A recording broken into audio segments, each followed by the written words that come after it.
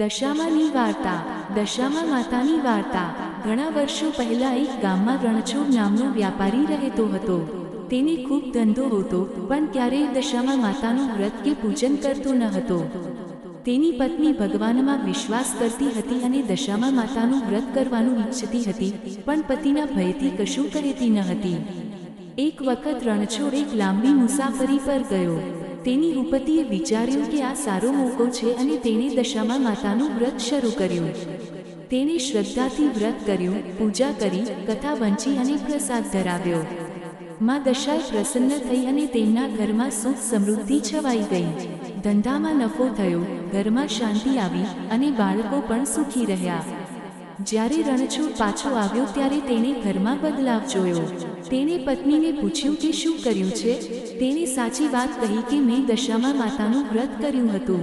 શરૂઆતમાં રણછોડને ક્રોધ આવ્યો, પણ પછી તે શાંત થયો અને દશામાના ચમત્કાર સાંભળી પોતે પણ માતાનું વ્રત કરવા લાગ્યો. ત્યાંથી તેઓ દર વર્ષની દશમીના દિવસે દશામા માતાનું વ્રત કરતા અને કથા વાંચતા. તેમના જીવનમાં ક્યારેય દુઃખ ન આવ્યું. દશામા માતાની આરતી. દશામા માતે ડાકલા વાગે, વાઘ ઉપર બેસી વારે છે, લીલા ચૂંટી ઓઢીને આવે, ભક્તોના દુઃખ હરે છે. વિડીયો પસંદ આવ્યો હોય તો લાઈક કરો અને ચેનલ સબસ્ક્રાઇબ કરવું ભૂલશો નહીં.